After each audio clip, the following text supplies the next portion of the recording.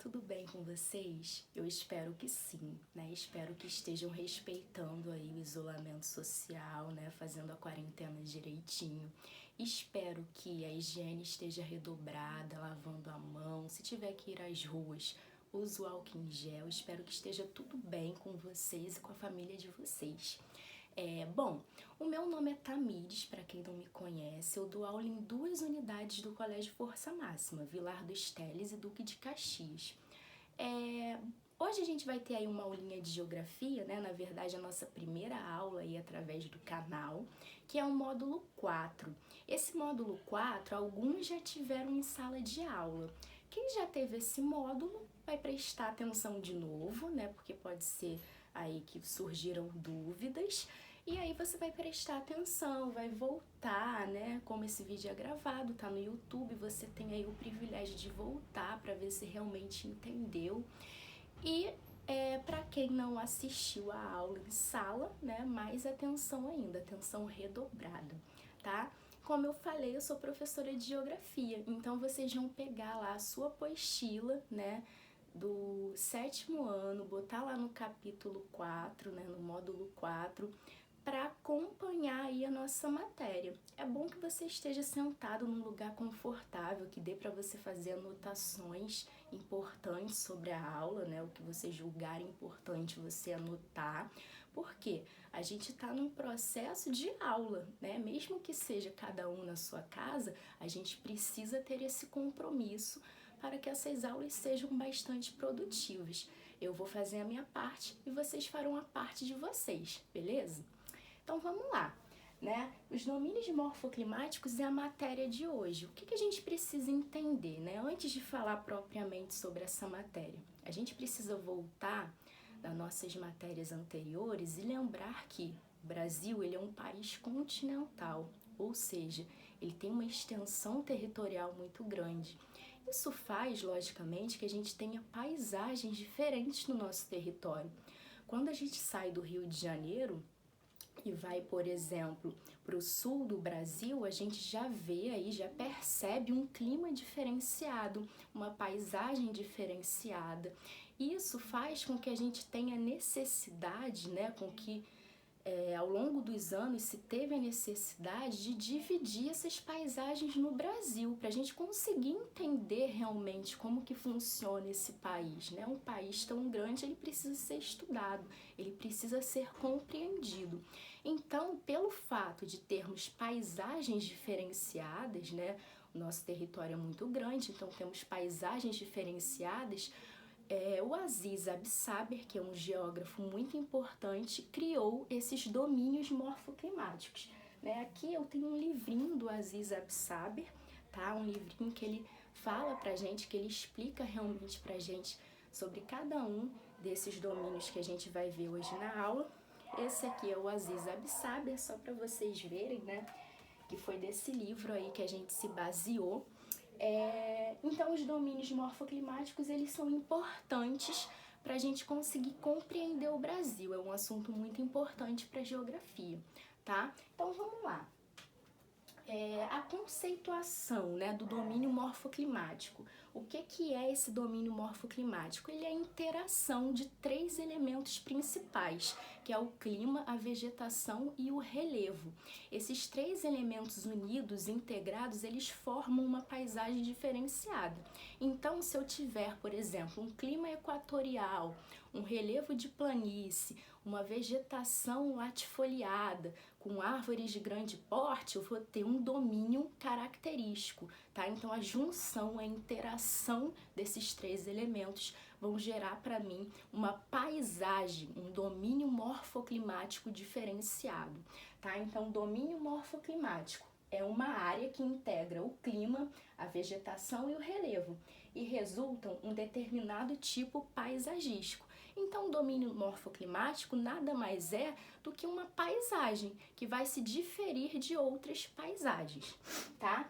Então, a união do clima mais vegetação mais relevo é igual a um domínio morfoclimático. O geógrafo que foi o responsável, o Aziz Absaber, tá? Ele que foi o responsável por criar as classificações de domínios morfoclimáticos do Brasil. Bom, então aqui, agora, nesse slide, nós vamos ver a classificação dos domínios. Nós temos 6 domínios morfoclimáticos no Brasil: Amazônico, Caatinga, Cerrado, Mares de Morros, Araucárias e Pradarias. Esses 6 domínios morfoclimáticos, cada um deles, a gente vai lembrar, é a união aí dos elementos: relevo, clima e vegetação, que vai gerar uma paisagem. Essas paisagens são o Amazônico, a Caatinga, o Cerrado, Mares de Morros, Araucárias e Pradarias, tá bom?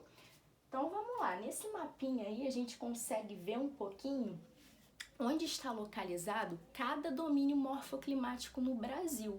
A gente vê aí que o primeiro que aparece na legenda do nosso mapa é o Amazônico. O domínio amazônico ele vai estar localizado principalmente no norte do nosso país, tá? Então os estados aí que compõem, né, o norte do país serão aí privilegiados por esse domínio amazônico, um domínio muito importante. Todos são, né? O Cerrado vai estar na parte central do nosso país, tá? Que a gente também pode chamar de centro-oeste. Então, principalmente, o Cerrado vai estar localizado nessa parte mais central do país. Mares de Morros, a característica dele é por estar localizado na faixa litorânea, principalmente. Caatinga. A Caatinga, ela vai se localizar no Nordeste brasileiro, principalmente na porção do clima semiárido, tá? Araucárias. A Araucárias vai estar localizado aqui no sul do Brasil principalmente e as Pradarias também no sul do Brasil. Além dos 6 domínios morfoclimáticos, a gente tem aqui essas partes brancas do nosso mapa que vocês também vão encontrar na apostila de vocês, por isso que também é importante ficar olhando a apostila. As faixas de transição. Essas faixas de transição, elas vão levar características tanto de um domínio quanto do outro domínio, tá? Então, por exemplo, essa área aqui entre o domínio amazônico e o cerrado, essa faixa de transição vai misturar ali principalmente os aspectos vegetativos desses 2 domínios, tanto do amazônico quanto do cerrado, tá? Então, esses são os nossos domínios morfoclimáticos. Agora a gente vai conseguir aí compreender, né, durante a aula, quais são as características, né, que esses domínios possuem. O domínio amazônico, ele é um domínio caracterizado por ter árvores de grande porte, tá? Então, isso quer dizer que nós temos árvores que podem medir até 65 metros, ou seja, árvores muito, muito grandes mesmo, tá? Além disso, clima, né? Qual é o clima característico desse domínio morfoclimático? É o clima equatorial. Esse clima equatorial que a gente estuda também lá no 6º ano, né? A gente precisa estar sempre ligado para lembrar das matérias. Ele é caracterizado por ter uma umidade elevada, ou seja, chove muito nessa região do domínio amazônico e faz muito calor. Então, ele é um clima quente e úmido, a característica do clima equatorial. Além disso, né, a gente também tem que falar do relevo, né? Lembrando, o domínio morfoclimático ele é caracterizado por ter a junção, né, por possuir a junção de 3 elementos: clima, relevo e vegetação. Então, como que é, né, o relevo aí? O relevo ele é principalmente de planícies e planaltos em algumas partes. E a vegetação? A gente vai ver aqui agora, nas imagens que vão seguir, que esse domínio morfoclimático ele não tem uma unidade.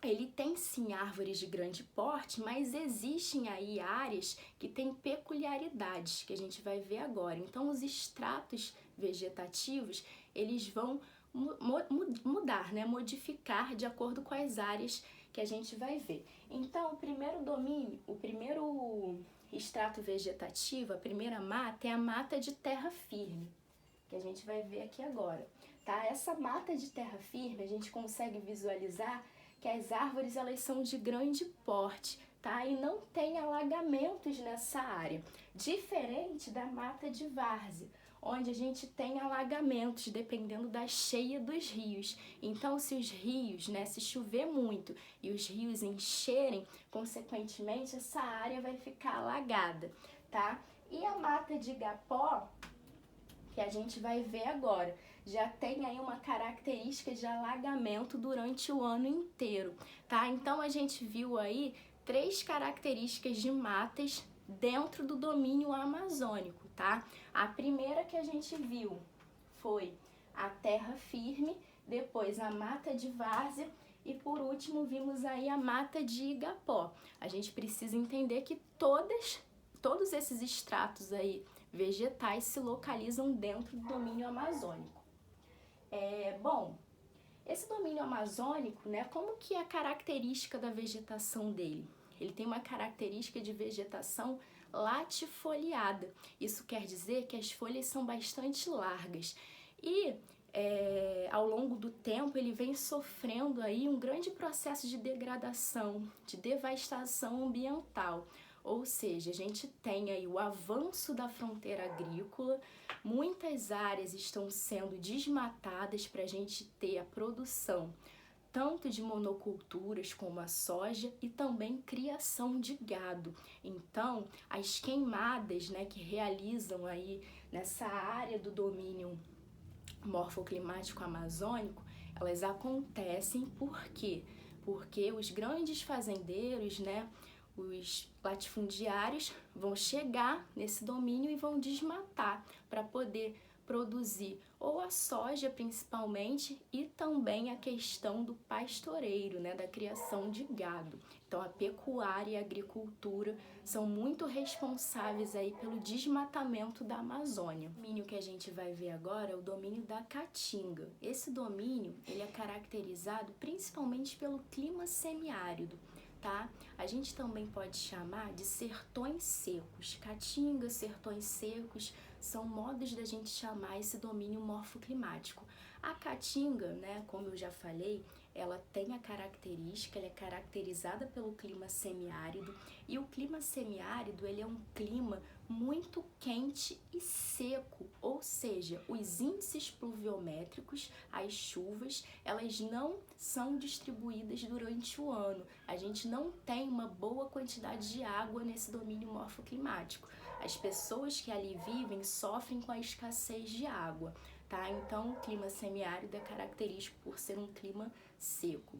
A gente precisa entender, e quente, a gente precisa entender o seguinte, que o clima, ele geralmente, né, ele vai dar correspondência para a vegetação. Se eu tenho um clima que é muito seco, eu não tenho uma boa disponibilidade de água durante o ano, e faz muito calor, né, muito quente, consequentemente, aquela vegetação que existe no clima, ela vai ter que se adaptar, né? Por isso a gente tem vegetações na Caatinga que se chamam de xerófilas. O que isso quer dizer?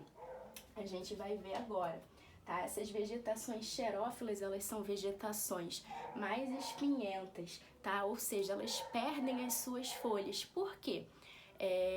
Se eu tô num lugar, né, que chove pouco, esse domínio da Caatinga chove muito pouco. Consequentemente, quando chove, eu tenho que guardar aquela água, né? Se eu tenho folhas, eu vou perder aquela água da chuva para evapotranspiração. O que é evapotranspiração? É a transpiração das árvores, é a transpiração da vegetação.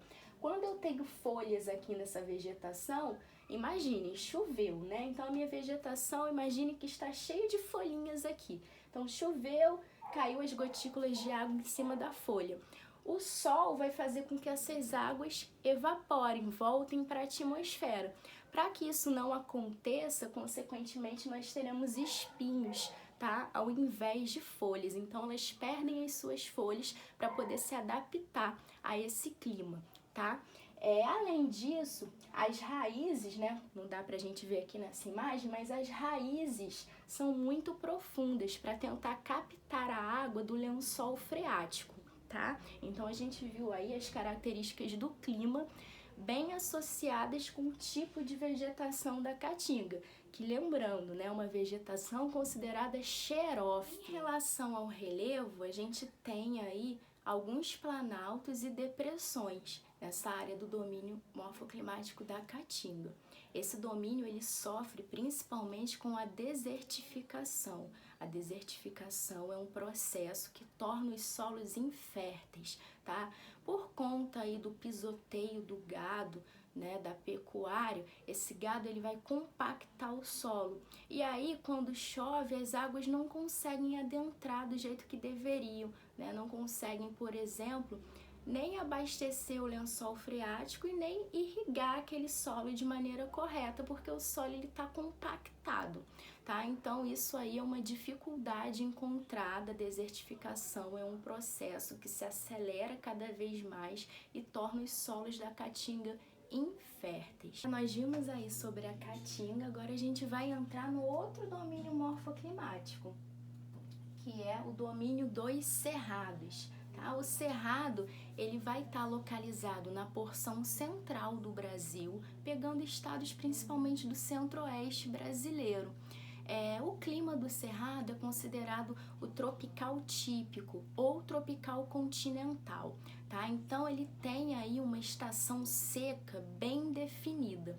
Por conta, né, de ter uma estação seca bem definida, o que isso quer dizer? Existe uma época do ano que não chove, né, no cerrado, que a escassez de água é muito grande, a gente vai ter aí uma adaptação também dessa vegetação.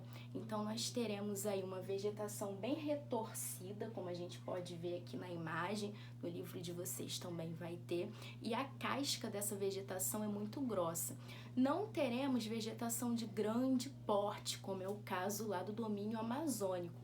Essa vegetação é uma vegetação mais arbustiva, tá? Bom, então aqui o domínio dos cerrados, né? A gente já falou aí do clima, da vegetação e do relevo desse domínio. A gente precisa entender que esse domínio aí ele passa, né, por um processo de devastação, de degradação ambiental, de desmatamento muito intenso. É um dos domínios mais explorados do Brasil, tá?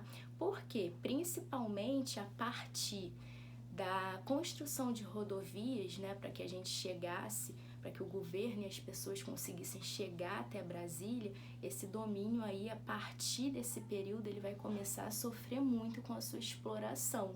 Para construir as rodovias era necessário aí realizar o desmatamento. Então, com a construção de Brasília, nós teremos um efetivo desmatamento desse domínio.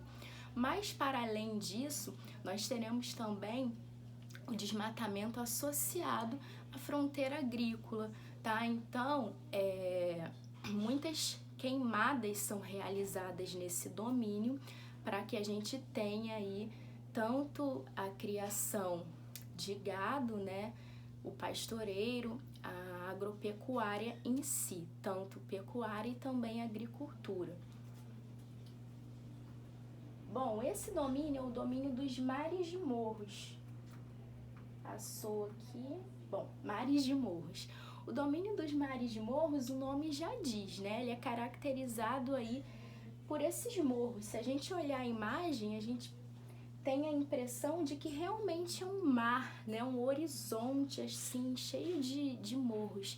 Então a característica desses mares de morros é esse relevo de meia laranja, que o próprio Aziz Absaber cita isso no livro dele, tá? Então esse relevo de meia laranja, ele vai estar localizado aí, como a gente lembra, no litoral do Brasil principalmente, tá? Quais são as características aí em relação ao clima? A gente tem um clima tropical úmido, ou também chamado de tropical litorâneo, onde teremos aí chuvas bem distribuídas durante o ano, tá?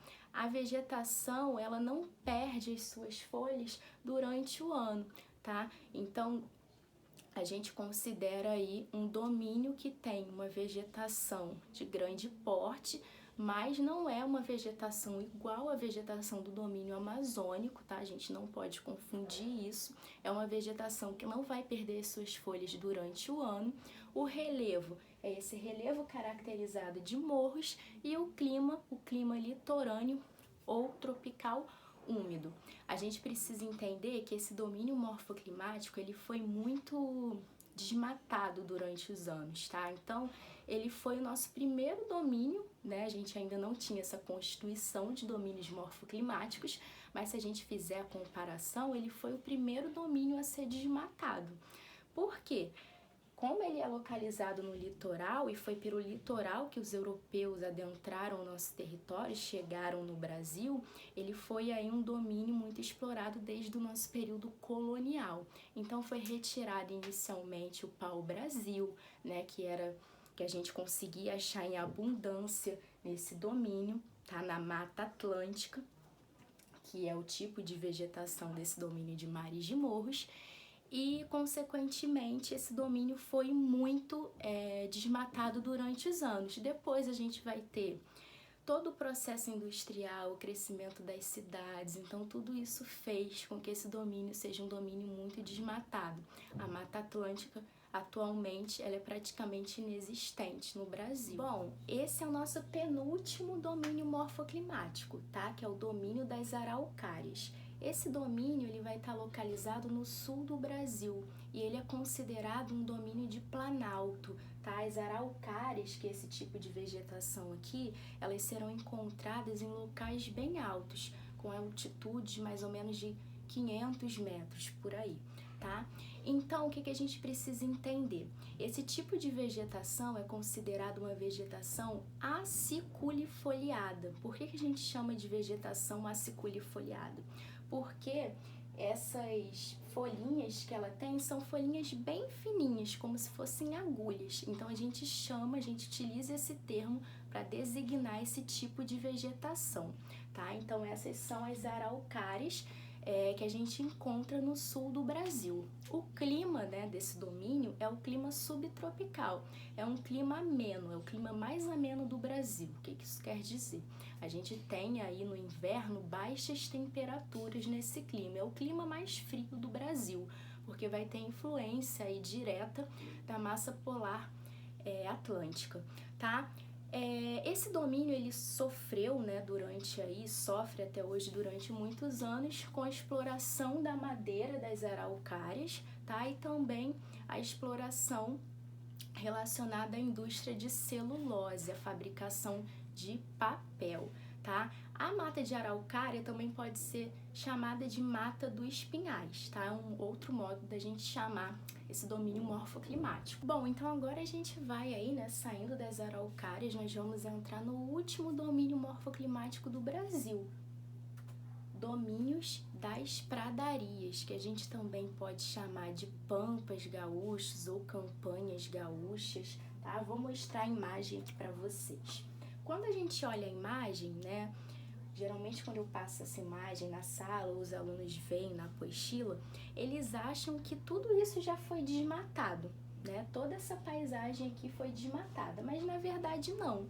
Por quê? Essa vegetação é uma vegetação mais rasteira, ela é característica, né, aí do clima subtropical, que nessa região, por estar mais lá no extremo sul do Brasil, os pampas gaúchos ou pradarias, eles vão ter uma influência maior da massa polar atlântica, fazendo com que essa vegetação não se desenvolva tanto, né? Não é o caso lá do clima equatorial, que proporciona árvores de grande porte no domínio amazônico.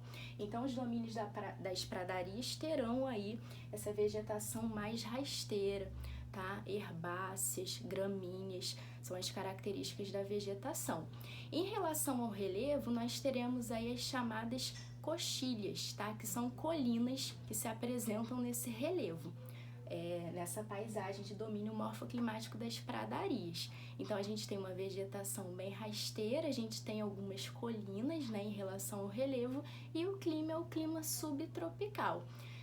Mesmo que eu tenha dito, né, que aqui a gente não tenha sofrido nenhum processo, né, nessa imagem eu disse que a gente não tinha sofrido processo de desmatamento, que na verdade essa é a característica mesmo da vegetação, a gente também tem que saber que esse domínio morfoclimático ele também sofre impactos socioambientais, principalmente ligados ao pisoteio do gado, tá? A pecuária. Por quê? É uma característica dessa região, a criação de gado, é quase um pasto, né, natural, se a gente for olhar assim, porque a gente tem gramíneas, né, herbáceas, então é muito propícia a criação de gado, e isso fez com que ao longo dos anos as pessoas realmente começassem a criar o gado. Só que o gado, como a gente viu lá no domínio da Caatinga, ele compacta o solo quando ele pisa. Isso faz com que a gente tenha aí problemas relacionados à arenização desse domínio morfoclimático, tá? Bom, as pradarias foi efetivamente nosso último domínio morfoclimático. Mas vocês lembram lá naquele mapa, quando eu falei sobre as faixas de transição? Pois é, dentro do Brasil a gente tem essas chamadas faixas de transição. E o Pantanal? O Pantanal ele é considerado justamente uma faixa de transição. O Aziz Absaber não considerou o Pantanal um domínio morfoclimático. Quando a gente estuda biomas, né, principalmente em ciências, né, biologia e também vê na geografia, a gente considera o Pantanal um bioma, mas nos domínios morfoclimáticos o Aziz Absaber não considerou. Ele considerou o Pantanal uma área de transição, uma faixa de transição entre o Cerrado e a Amazônia, tá? Então aqui uma imagem do Pantanal. Bom, eu espero que vocês tenham gostado do vídeo. Espero que todas as dúvidas aí para quem já tinha assistido a aula tenham sido sanadas, e o pessoal que assistiu pela primeira vez, espero que tenham tido aí um bom proveito em relação à matéria, tá? Nos encontraremos aí no módulo 5. Tchau, gente!